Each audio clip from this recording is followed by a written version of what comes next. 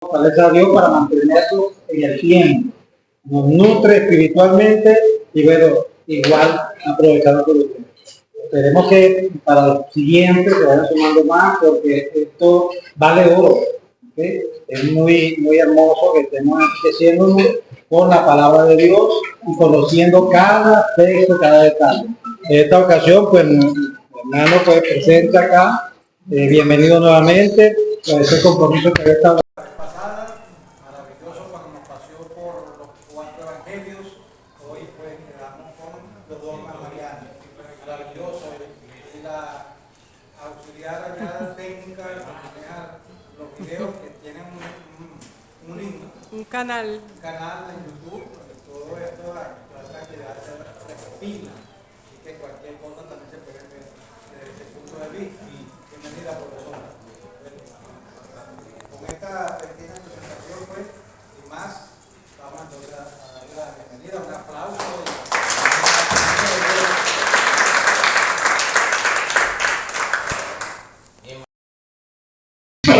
Ya pues, segunda vez consecutiva con este tema tan bonito que es María, porque dedicamos el mes de mayo, lo consideramos el mes de María, ¿verdad? También el mes de las madres, y el mes de muchas cosas bonitas por allí, de las flores, una serie de cosas que se relacionan también. Mes de María, María nuestra madre. María la veneramos, María está siempre presente en la vida del cristiano. Nosotros siempre decimos, si Dios quiere, y la Virgen, gracias a Dios en la Virgen. Entonces siempre tenemos una relación muy cercana con María. Y eso es algo importante. Venimos a estos encuentros y ustedes vienen a encontrarse ¿con quién? Contigo, con la Virgen. Exactamente. ¿Okay? Un encuentro no es con el facilitador. Sea yo, sea el padre que venga, sea el obispo que venga, los encuentros siempre tienen que ser con Cristo, ¿verdad? Evidentemente, el facilitador es un instrumento, como los que están ahí, que vienen, también son instrumentos. Por dos razones. Primero, porque permiten que haya el contacto y el feedback, que haya la predicación. Y segundo, porque ustedes también van a ser multiplicadores de lo que van a oír acá. Entonces el culto a María es lo que nos atañe hoy. Y cuando hablamos del culto a María, nos encontramos con más realidades. Padre, ¿cómo está? Placer verlo. Con María tenemos a veces dos problemas. Y recuerden, voy a comenzar citando a Aristóteles. Tiene que tener que Aristóteles con María. No, con María literalmente nada. Pero él dice algo y es que la virtud está en medio de exceso y deficiencia. Y esto es muy interesante cuando hablamos del culto mariano. Porque el culto mariano a veces peca de deficiencia o peca de excesos. Y ambos puntos son negativos. Si usted no come, se enferma. Y si come mucho, okay. Por eso Aristóteles dice, la virtud está en medio de exceso y deficiencia. ¿Okay? Si el novio llama cada rato, oye, y si no llama nunca, también preocupa. Entonces con María pasa esto. ¿Por qué hablamos que en el culto mariano hay exceso o deficiencia? Bueno, la deficiencia es la más absoluta, nuestros hermanos separados, que no quieren nada con María. Rechazan a María. Y se dicen 20.000 cosas para justificar ese rechazo a María. Incluso a veces hasta sacan cosas fuera de su contexto que se las voy a decir, ¿verdad? Porque me va a salir un poquito del tema. ¿En qué sentido? No que me va a salir, mentira, lo voy a ampliar.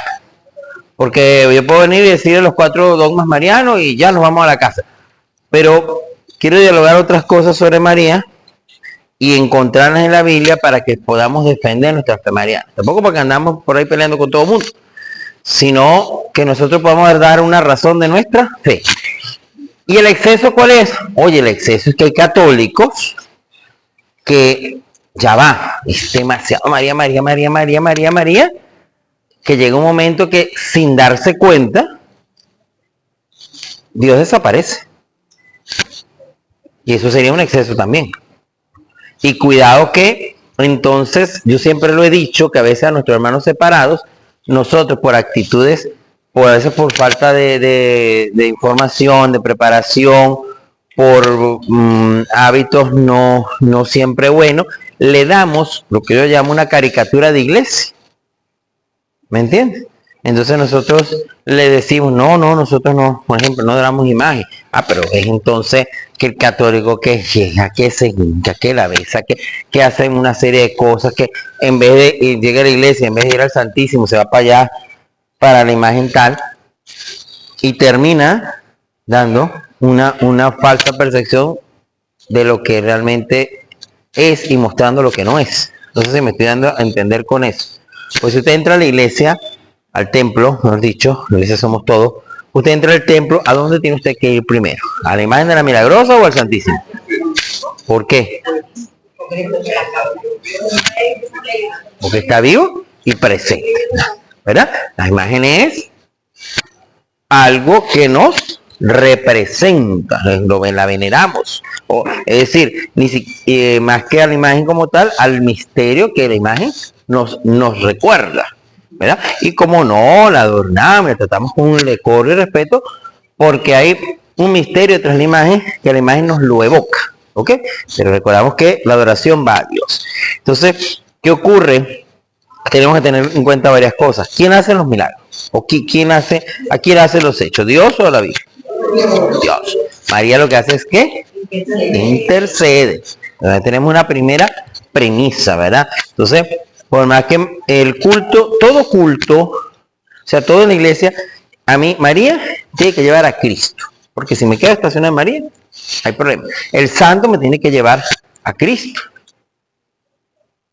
Porque veo este santo un modelo de vida, alguien que siguió a Cristo, ¿verdad? Y me presenta, bueno, mira cómo San Francisco vivió la pobreza de Cristo, mira cómo San Tomás vivió la sabiduría de Cristo, o sea, cómo Cristo se reflejó en ellos.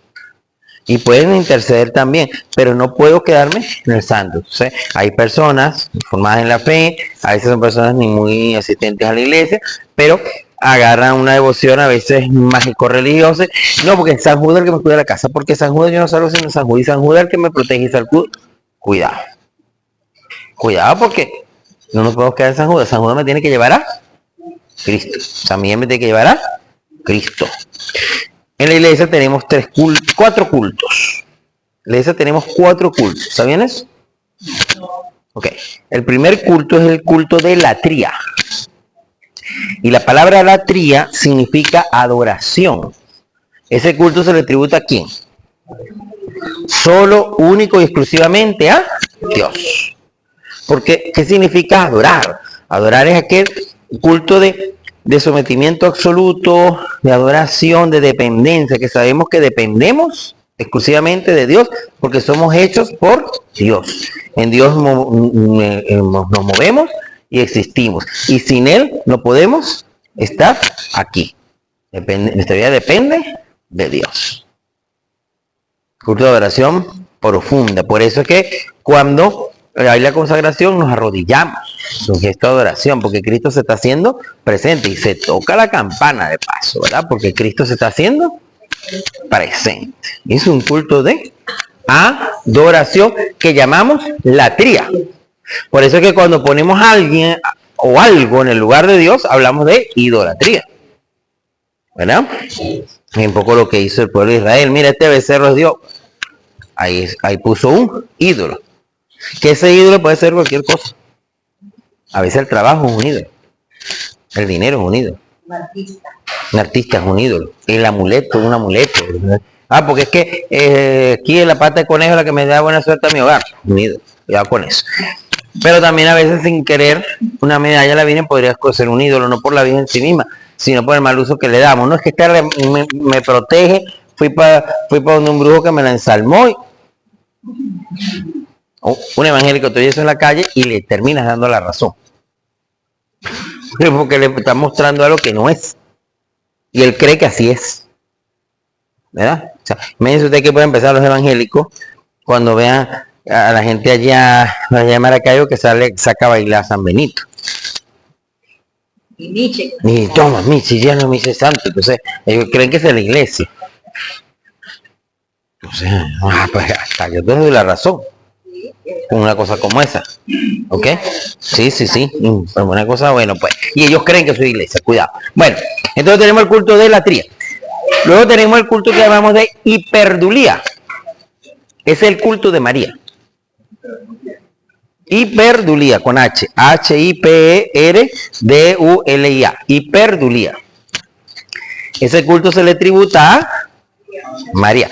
Es un culto que está muy por debajo de Dios, pero muy por encima de los santos.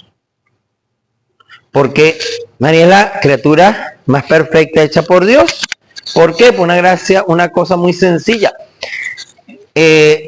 Dios dota al alma de virtudes y de dones. Todas las almas, suya, la mía, la de todo el mundo. Pero el alma de María es un alma con una gracia especialísima, única e irrepetible. Y eso se llama la gracia teomaternal. Porque la misión de María es única. Ni hubo antes, ni habrá después alguien que tenga la misma misión que ella. Muchos santos, y no santos, sinceramente, muchas personas predican. Y han predicado y predicarán. Muchas personas han cuidado a los pobres y seguirán cuidando a los pobres. Y así muchos papas han pasado, muchos papas pasarán quizás. Pero la Madre de Dios es una sola. ¿Va a haber otra?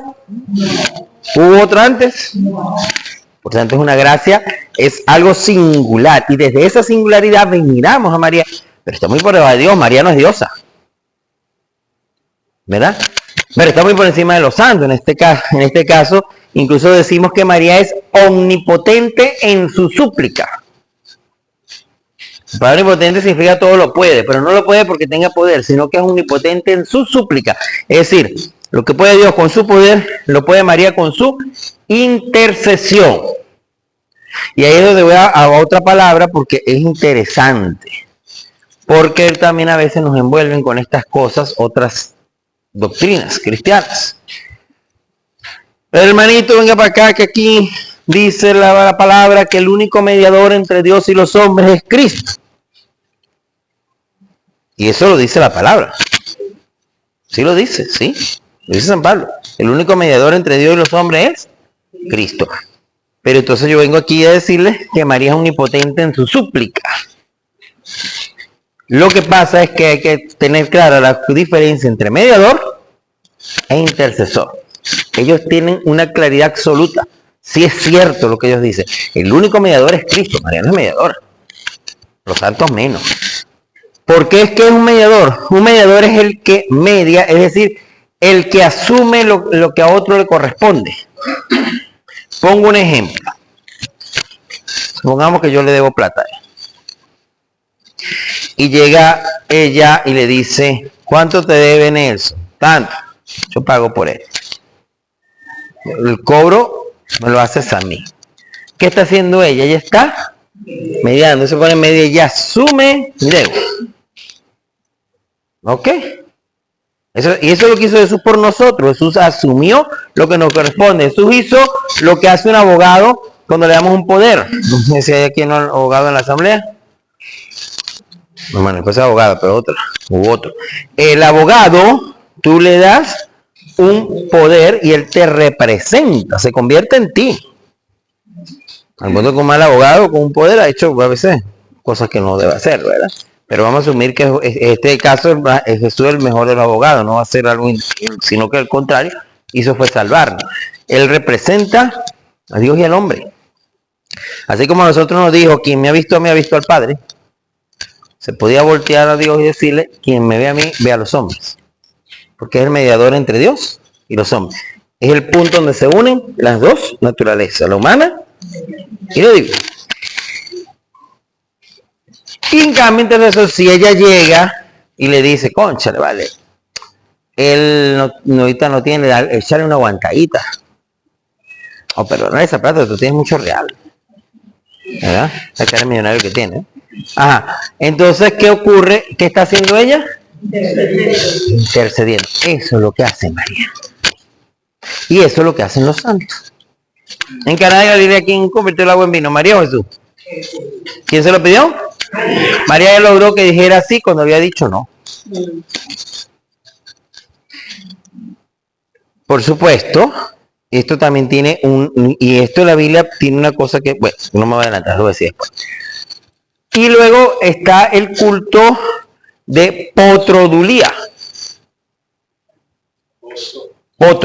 Potrodulía. Dulía. Ese es el culto a San José. Ese es el culto a San José. Porque a José le tenemos una veneración especial porque es la persona en la tierra con la relación más cercana tanto a Jesús como a María. Yo le venía diciendo a los hermanos en el carro, es interesante si una vez nos volvemos a encontrar y hablar de San José. Hay mucho, de hecho hay la rama que estudia San José se llama Josefología. Nunca la rama de teología que estudia San José. Hay mucho que hablar de San José. Pero por ahora nos contentamos a ver que la potrodulía es el culto de San José. Y el último culto es la dulía, que es el culto que se le tributa a los santos y santas de Dios. Dulía sola, sin prefijo, dulía. Y la dulía es un culto de veneración. El santo, dos cosas con el santo o santa, no sé qué santo o santa. Dos cosas con ellos. Una, que son modelos en la fe. El santo, más allá de ser un hacedor de milagros, el santo es un ejemplo a seguir. Porque nuestro modelo a seguir es Cristo. El verdadero modelo a seguir es Cristo. Jesús dijo, yo soy el camino, la vida. Pero ¿qué me demuestran los santos? Bueno, voy a decir algo que va a sonar consigna política. Sí se puede. Sí se puede. Sí se puede. El santo me demuestra que sí es posible. Porque claro, yo digo, ay, Jesús dijo en la cruz, Padre, perdónanos, porque no saben lo que hacen. Y él me puede decir, pero bueno, es que él era el Hijo de Dios. Pues. Yo sí, él era el Hijo de Dios. Pero Santa María Goretti, que era una niña de 12 años, campesina, no era una niña sencilla, ella murió perdonando a quien la había asesinado. Santa María Goretti, una niña muy cristiana, muy santa, en un campo italiano, y ella, el capataz de su hacienda, tenía 17 años, se mete cuando está sola, intenta violarla, y como ella empieza a gritar y no se deja violar, él agarra un cuchillo y la apuñala. Y cuando su mamá llega, las últimas palabras de María le dice es, no le hagan nada a mi asesino, yo lo perdono en nombre de Cristo. Entonces esa niña de 12 años, sabes, con muy poca educación, nos demuestra que es posible perdonar, que ella está imitando a Cristo. ¿De dónde sacó ella eso de perdonar al asesino? Ella tenía sus ojos puestos en Cristo y que Cristo perdonó la cruz y ella lo está haciendo allí. ¿Saben qué pasó con ese asesino? Convirtió, fue a la cárcel. Pero cuando sale de la cárcel, estuvo allí. Es más, la madre de María y él estuvieron en la beatificación de María Goretti presente. Igual que el Papa que perdonó a Jesús. Exacto, sí, ahí podemos sacar tantos ejemplos, ¿verdad? Pero entonces el santo me muestra eso. Y luego el santo es intercesor, porque tampoco tiene nada del otro mundo. Porque fíjense, ustedes saquen esta lógica. ¿Cuántas veces usted le ha dicho aquí a un hermano en la iglesia que le dice, hermanito, ore por mí porque tengo una necesidad? ¿Cuántas veces lo han hecho? Sí. ¿Cuántas veces en un grupo de oración no han pedido por un hermano que está enfermo?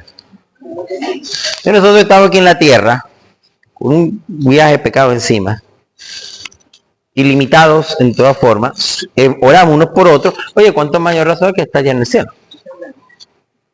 Y eso es lo que ellos hacen, interceder. Y el Apocalipsis lo tienen, en Apocalipsis 4 se ve, que están los que han muerto pidiendo justicia sobre la tierra, o sea, que es bíblico.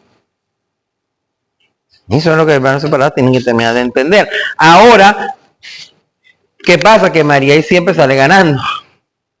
Porque obviamente, si usted le pide un favor a un amigo y se lo pide a su mamá, ¿a quién le da prioridad? No hay más nada que decir. Además, hay otra cosa interesante. Los hermanos separados se escandalizan cuando decimos que María es reina. Y de hecho nosotros decimos en el quinto misterio de gloria, ¿cómo dice? Conoció de Dios, reino de todo lo que da. A ver, ¿qué era Jesús? Jesús, como decimos que es el rey de reyes. Jesús es el rey de reyes. Muy bien. Vamos a ver con calma. Rey de reyes. Jesús es descendiente de David, ¿verdad? El reino davídico reinará, se sentará eternamente sobre tu trono, lo había dicho Dios a David, pero un reino de David que no se le va a limitar a un espacio y tiempo, sino que a reinar eternamente. Ese es Jesús. Bueno, ustedes, no sé si sabían este dato. En el antiguo Israel, en la época de los reyes, en la época de Saúl, de David, de Salomón y toda esta gente, buenos y malos reyes, que los hubo de todo, había algo interesante. La reina no era la esposa. La reina era la madre del rey.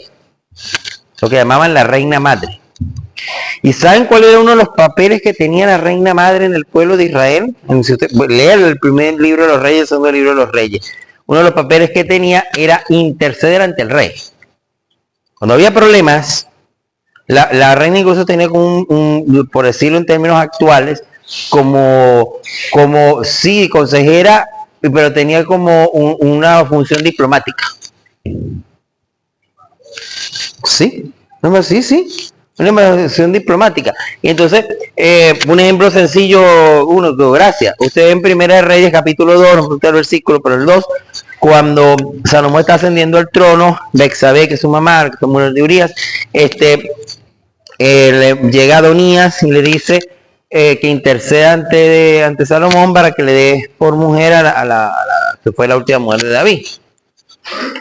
Bueno, todavía tiene ahí un resultado más o menos fuerte, pero eso no es la intención ahorita, sino que es lo importante, que a quién buscó Adonías, a la madre de Salomón. Entonces, si Jesús es el rey de reyes, ¿qué puesto tiene su madre? ¿Y qué hacía la reina? ¿Qué hace María? Listo.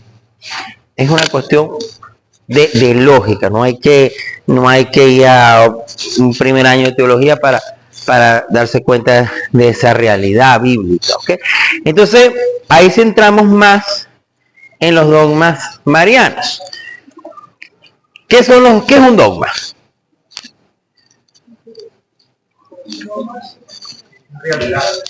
Un dogma es como algo que Exactamente, un dogma es algo infalible, algo que no puede dejar de ser así. O sea, si usted no cree el dogma, pues simplemente usted significa que es hereje, porque no acepta una verdad de fe que se considera irrenunciable, infalible, incambiable. Es así porque es así y es motivo de credibilidad absoluta. ¿Ok? Por la fe. Por la fe o por la autoridad de quien lo dice. Fíjense que la palabra dogmática, que es una regla definida, solamente existe en dos momentos o en dos aspectos de la vida. Existe en el plano religioso y en el plano jurídico. También se habla del dogma, ¿verdad? Entonces, el dogma es algo definido. Nosotros en esta iglesia tenemos muchos dogmas. El primer gran dogma es justamente que Jesús es verdadero Dios y verdadero hombre. Y es el dogma de los dogmas. Que Jesús es Santísima Trinidad, 3 personas, un solo Dios verdadero, Dios unitrino. O sea, pero María tiene 4 dogmas. ¿Ok?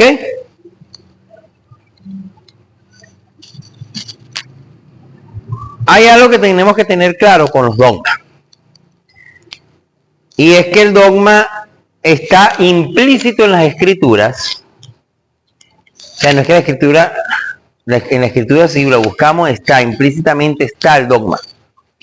Se hace explícito en la tradición de la iglesia, es decir, se empieza a explicar, se empieza a vivir.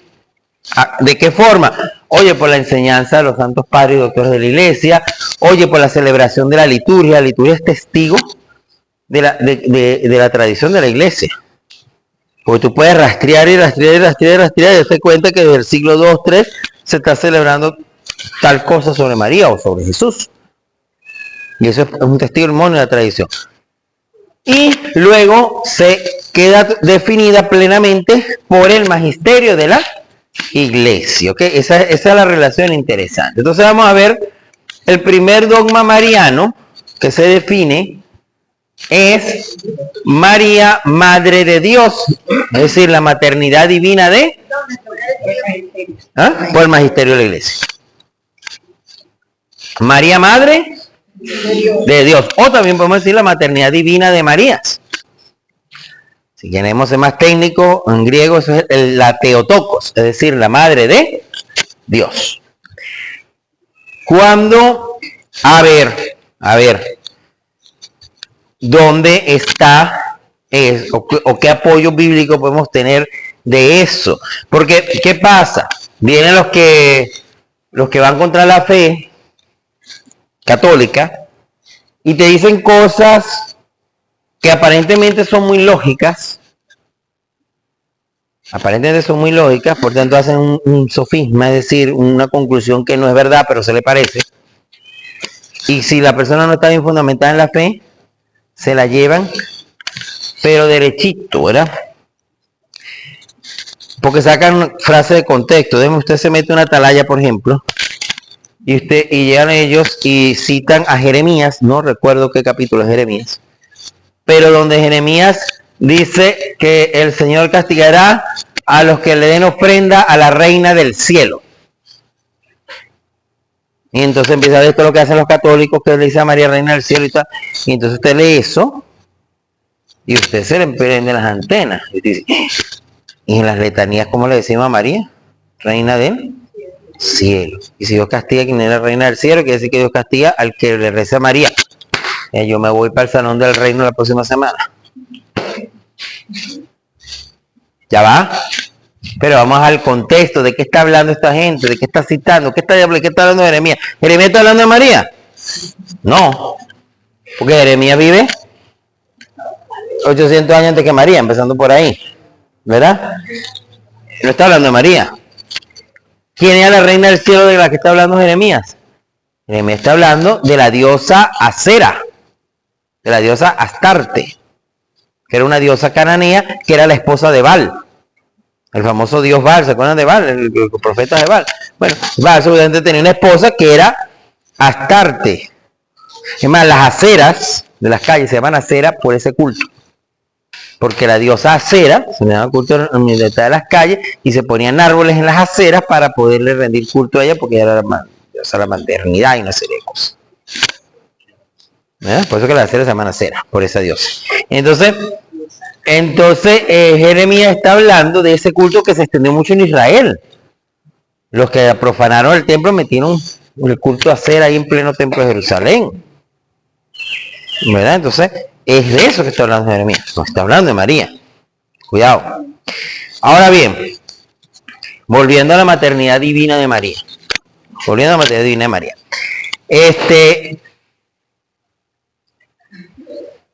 Te dicen algo muy significativo. Dios es infinito, Dios no tiene principio ni fin, por eso es Dios. No puede tener madre, pues si decimos que Dios no tiene origen, mucho menos puede tener madre. Entonces decir que es la madre de Dios es un grave error. Y tú piensas aquello y te dices, bueno, es verdad, Dios no puede tener madre, pues no tiene principio ni fin. Ya va. Vamos a ver qué me dice la palabra. Vamos a ver Lucas 1 a partir del versículo 39. ¿Quién me la lee, por favor? Del 39 al 45.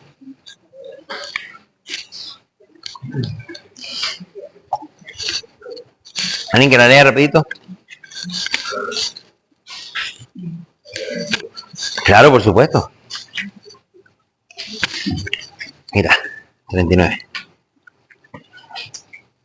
Entonces María se levantó y dirigió apresuradamente a Serranía, a un pueblo de Judea.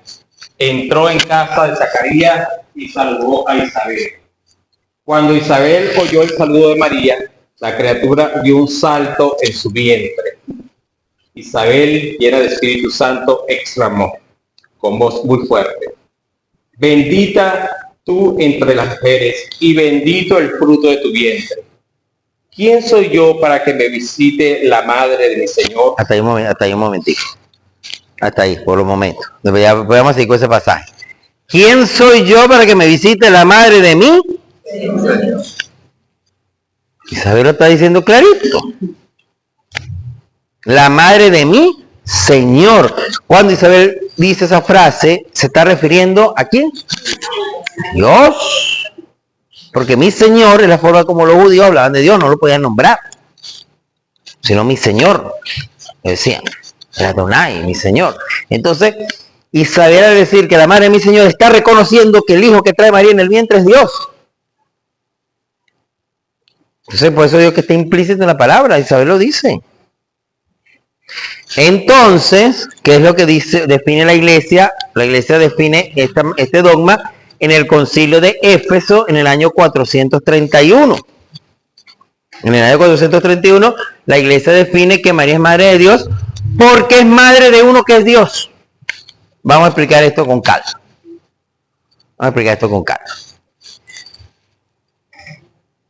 Es cierto, Dios como Dios no tiene principio ni fin. Pero en un momento dado de la historia, Jesús, que es la segunda persona de la Trinidad, es Dios, se hace hombre en las entrañas de María. Jesús es verdadero Dios y verdadero hombre. María es madre de Jesús en cuanto hombre. Pero ese hombre llamado Jesús de Nazaret, que vivió hace ya más de 2000 años, se llama, ¿es qué? Entonces, es lógico, ya va, a partir de la semana antepasada ya, llamando semana presente, el tiempo pasa volando, ¿cómo le dirán? No sé si está viva, me imagino que sí, no sé, pero vamos a suponer que esté viva, voy a investigarlo. Pero ¿cómo creen ustedes que le dirán a la mamá de León XIV si estuviera viva? ¿La mamá de qué? ¿Por qué? Porque el hijo es papa, ¿verdad? Si por aquí entra, esto no lo estoy aquí haciendo un tipo de campaña, es un ejemplo. Si por aquí entra la madre del gobernador Garrido, ¿qué decimos? ¿La madre de qué? Y si llega la del alcalde Rafael Paredes. ¿Por qué decimos que la madre del alcalde? Que el hijo del alcalde. Bueno, así de sencillo. Entonces, si el hijo de María es Dios, por eso decimos que María es la madre de Dios. Simple y sencillo. Y para la palabra, tan importante fue siempre afirmar que Jesús es hijo de Dios como es que es hijo de María. Y le voy a explicar por qué. Vamos a ver si se acuerdan de algo, un detallito por ahí que yo les di la vez pasada. ¿Cuál de los 4 evangelios es el primero en ser escrito? Marcos, muy bien.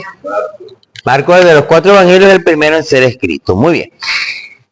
Marcos es el único evangelio que no menciona a San José. Y él no cuenta la infancia de Jesús, él empieza una vez con el ministerio público. Pero eso sí, desde el que empieza Marcos, él te dice en Marcos 1:1, dice Evangelio de Jesucristo, Hijo de Dios. Él empieza diciendo que Jesús es el Hijo de Dios y empieza con la prédica de Juan el Bautista y todo lo que viene después. ¿Por qué no nombra a José? Bueno, primero no habla de la infancia y segundo, él piensa, bueno, si nombra a José, ya he dicho que es Hijo de Dios, puede ser que mis contemporáneos no entiendan la cosa. Entonces, pero en el pasaje que Jesús va a Nazaret, famoso pasaje que Jesús va a Nazaret, está en Marcos 6, a partir del versículo 2, dice: un sábado se puso a enseñar en la sinagoga y la multitud que lo escuchaba comentaba asombrada: ¿de dónde saca todo eso? ¿Qué clase de sabiduría se le ha dado? ¿Qué tamaño de milagros realiza con sus manos? ¿No es este el carpintero, el hijo de María, hermano de Santiago, José, Judá y Simón? ¿No viven aquí entre nosotros sus hermanas? Vamos a hablar de ese pasaje. Pero por ahorita, ¿qué es lo que nos interesa de allí? Nos interesan dos cosas. Que Jesús trabajaba por aquí nos enteramos que Jesús fue carpintero. Claro, el deber de un padre para con su hijo era enseñarle la carpintería y José lo cumplió. Y nos interesa que Marcos dice categóricamente es el hijo de María. Porque siendo María, madre de Jesús, estaba, así como ya tenía asegurada la divinidad de Jesús, a decir que hijo de Dios, aquí está asegurando la humanidad de Jesús, que le viene de María. ¿Saben? El texto mariológico más antiguo de la palabra del Nuevo Testamento, antes que se escribieran los evangelios, es la carta de Pablo a los Gálatas. Gálatas 4:4, que no menciona a María directamente, no le da su nombre ni nada por el estilo, pero Gálatas 4:4 dice lo siguiente: En la plenitud de los tiempos envió Dios a su Hijo, nacido de una mujer, nacido bajo la ley. Por esto San Pablo nos está informando que Jesús nació de una madre. Porque es verdadero Dios y verdadero hombre. Y que cumplió con la ley divina. Eso nos está informando San Pablo. De hecho, las pilas bautismales más antiguas que se consiguen en las catacumbas romanas allá del siglo III, inclusive finales del siglo II, ¿saben qué decía las pilas bautismales? Jesús, hijo de María.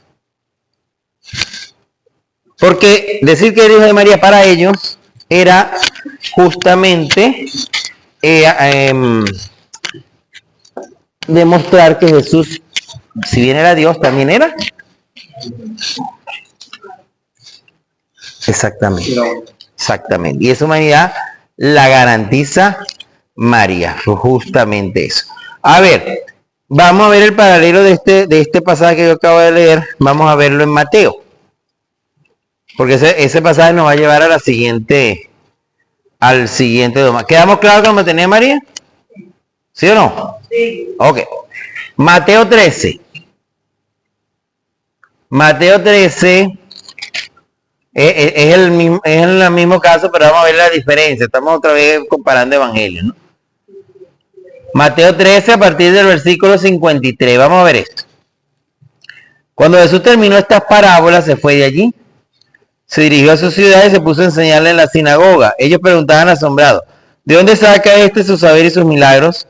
¿No es este el hijo del carpintero? ¿No se llama su madre María y sus hermanos Santiago, José, Simón y Judas? ¿Sus hermanas no vienen entre nosotros? ¿De dónde saca todo eso? La gran diferencia de este pasaje con el anterior es que aquí sí nombra implícitamente a José, porque dice este es el hijo del carpintero. En lo demás sigue igual. Ok. Pero aquí entramos al siguiente dogma mariano. Y el siguiente dogma mariano es que María es siempre virgen. La virginidad, o mejor dicho más técnicamente, la virginidad perpetua de María. Y con esto le voy a decir algo muy interesante, que ahorita estaba hablando en la parroquia antes de venir para acá con una hermana. Cuando nosotros rezamos el rosario, por lo general, se hacen 3 Ave Marías después de los 5 misterios, ¿verdad? Y lo normal, lo que siempre dicen no enseñar que se decimos, Virgen Purísima y Castísima, parto, en el parto, después del parto. Entonces yo no sé por qué los hermanos se pueden hacer de creativo. Vean, no sé, aquí lo hacen, si aquí pasa, pero mucho, ¿verdad? Y entonces en ese momento rezan, por decir algo, en esas 3 Ave Marías reza del año. No, el año se reza en otro momento. Que por cierto en Pascua no, en Pascua se reza Regina Coeli. Pero vamos a olvidarnos de eso. El año lo es en otro momento, no es en el rosario. Obviamente se ha metido. La primera Ave María por intenciones del Papa, Dios te sabe María. Por intenciones del obispo, Dios te sabe María. Por intenciones qué sé yo, del párroco. No. Se hace bien, pues dice antes. ¿Por qué? Porque es lo que estamos proclamando la virginidad perpetua de María. Y no hay que inventar más nada. Se saluda a María con el saludo del ángel y se proclama que es virgen antes, en y después del parto. ¿Y por qué se reza ante la de María? Bueno, muy sencillo. Porque María es hija predilecta del Padre, madre del Hijo y esposa mística del Espíritu Santo. Y aparte donde no lo hacen. ¿Ah? Aparte no lo omiten. Porque la puedo omitir porque el rosario original llega hasta la sal. Estos fueron agregados posteriores. Pero si la meten, a mí me encanta, yo los hago. Pero si la meten, es bien. Es con el Virgen Purísima y Castísima antes y después del parto. Yo le digo a la hermana de cariño, ese es el sexto misterio. Sí, entonces, y hacerlo bien, pues. Y porque siempre que ofrecemos 3 Ave María, que es muy común en la novena, rece 3 Ave María, es por eso. Porque estamos diciendo la relación de María con la Trinidad.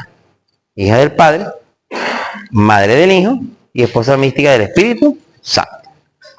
Ok, entonces virginidad perpetua de María, esto lo declara la Iglesia en el concilio de Letrán, en el año 600 y algo. Ahí es cuando la Iglesia declara el dogma de la virginidad perpetua de María. Letrán. ¿Verdad? Ajá. Pero ya va. Pare ahí. Hermano Nelson, parece ahí. ¿Cómo es eso que siempre virgen? Y acabamos de decir, no están aquí sus hermanos José, Santiago, Simón y Judas, y viven aquí sus hermanas. Una chorrera de muchachos. Y ahí se agarran. Es una chorrera de muchachos. ¿Verdad? Y Mateo